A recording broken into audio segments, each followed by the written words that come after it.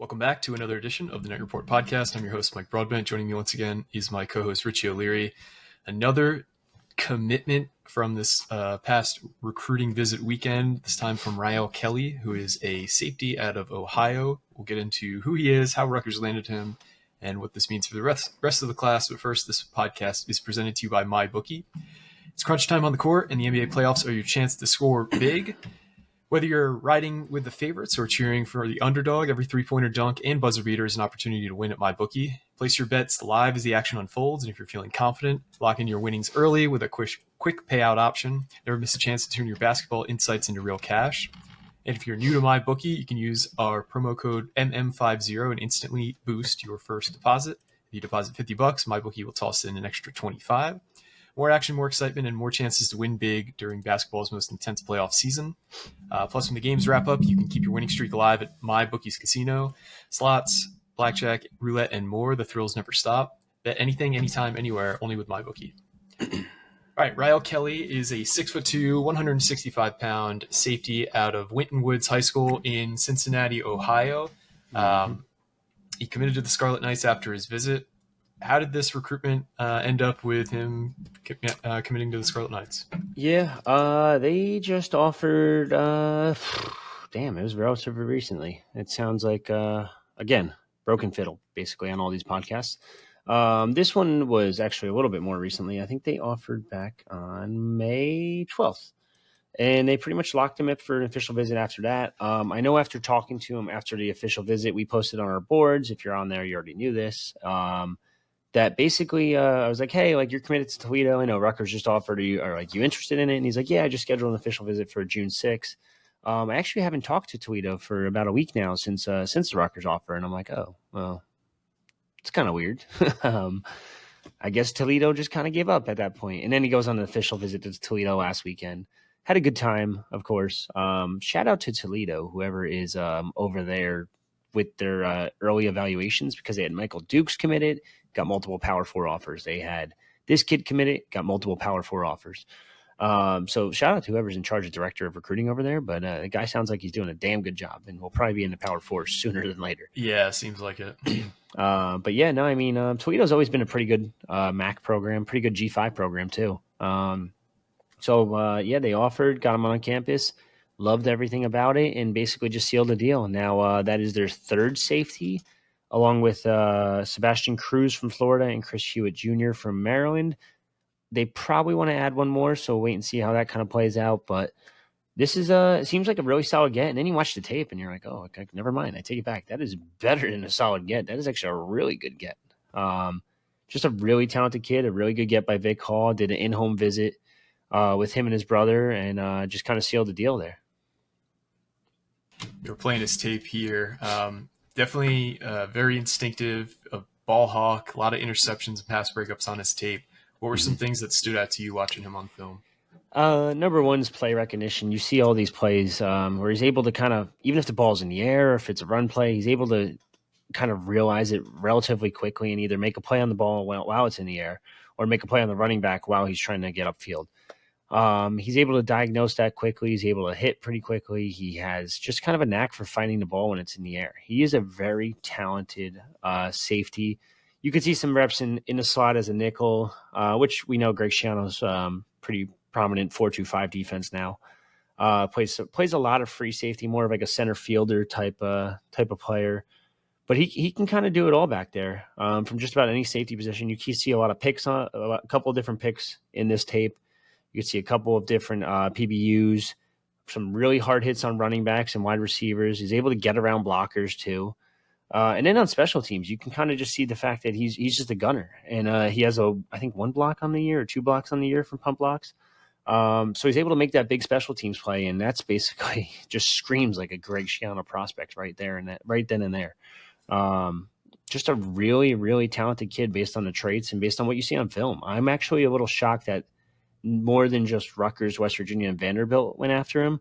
I figured a lot of the Midwestern Power 4 schools probably would have kind of saw this kid and saw his tape and said, hey, like we kind of get in on this one. But it seems like it might be too little too late at this point with Rutgers getting him committed.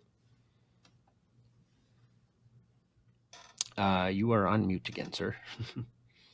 Yeah, Rutgers seems to do a very good job of once they get a kid committed, it's very unlikely he decommits unless it's a weird circumstance like Chase Mm-hmm. Litton, for example, when you steal a high level kid out of Georgia and then Georgia decides at the 11th hour that they actually want him. Yeah. But for the most part, Rutgers is able to lock kids in and keep them committed. Um, yeah, I'm just really impressed with this. That we're just, I mean, there's not a whole lot of negatives I could say about really anybody I've seen them land this year. In the past, you No. might have seen some guys that, that are clearly a projection, clearly just like a ball of clay. And some of those guys have washed out of the program pretty quickly. I'm not Mm-hmm. going to say any names, but yeah, no, very instinctive player. Definitely needs to add some weight, but again, who doesn't? Going from the high school to the college level. Um, what about his high school, Winton Woods? I know his brother is also a prospect that could end up being a high level football player. Is there anybody else we need to know about in his orbit, recruiting wise? I mean, they have a 27 defensive end, and Jalen Mercer is a top 150 kid. 6'5", 235, 2027 defensive end. They also have a 2027 offensive lineman in Luau Alayu. I don't know if he's actually visited Rutgers yet or even has a Rutgers offer. He does not, but he has just about every other Power 5 offer from the Northeast. So he's definitely a notable kid. He's been to Florida and Ohio State this summer. He's been to Cincinnati. He's been to Pittsburgh. He's been just about everywhere. It's a talent producing program. Just to get back involved with these programs in the Midwest that they really haven't touched too often. I think it's just good for expanding the state of Rutgers in general, especially with New Jersey having a down year. I know there was a couple people on our YouTube comments that kind of asked like, "Hey, two Jersey guys, like, what the hell's going on?" New Jersey's just honestly having a down year. Is there talented Jersey guys? Yes. But when you look through the list, it's like the top guys are what? Julian Peterson going to Penn State. There's Kai Pritchard, who they kind of honestly just said, hey, it's either commit or don't commit. If you're not going to commit, we're going to go find someone else. And they did just that. I'm trying to think who's at the top of the list for Jersey this year. Luke Wafel, Penn State or Ohio State, like Damari Simeon, probably an Ohio State lean. After that top 6-7 list, it's kind of like, eh. So it's really, I hate to hate on the Jersey prospects because I love Jersey. They're always super talented kids, but this year overall is just not as strong of a year as it's been in years past.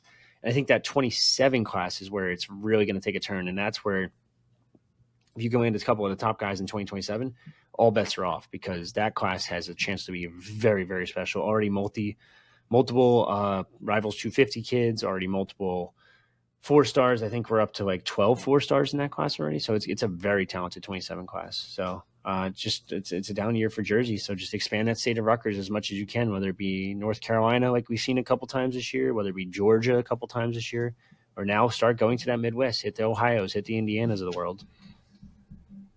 Yeah, no, and they've done such a good job at that over the last, basically since Giano got back the second time around. His circle was pretty tight in 1.0. It was basically just southeastern Pennsylvania, New York, metropolitan area, New Jersey, and then Florida. And that was kind of it. They would go selectively for quarterbacks and things like that, but for the most part, that was their circle. And that is very wide now. Is there anything else about Kelley as a player or anything we haven't talked about before we head on to the second commitment? I'm trying to think. I don't think there's anything else. I think he's grossly underrated for his 5.5 rating.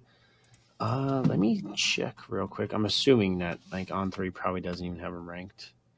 And On3 actually has him as a receiver. So I mean, he's obviously a talented receiver at that, but no, not really. That's gonna all change eventually too. I know I've told people on the boards. Everything's going to change rankings wise in July 1st. So just get ready for that. Hopefully we have some more input because I mean, you watch this kid's tape, you saw it. Like, I think it's a lot better than a 5.5. Like it's actually shocking. And he's not like he's at some no-name school. Winton Woods is one of the top schools in Ohio. So very talented kid, very talented safety. Comes from a program that's produced a couple of different NFL guys between Kansas City Chiefs safety Mike Edwards, free agent linebacker David Long, some notable names there. I think that this kid has all the makings of a very, very talented player. And again, I have to give a shout out to Toledo. Like, damn, like, where are you finding these kids? And how are you keeping him under the radar for so long? Like, Yeah, seriously. so very impressive. Well, stay tuned to your podcast feed because we have another episode that will be tailing right behind this of another Ohio kid that committed tonight who was on an official visit this past weekend. But we'll have more on him on the other side of the episode. So stay tuned.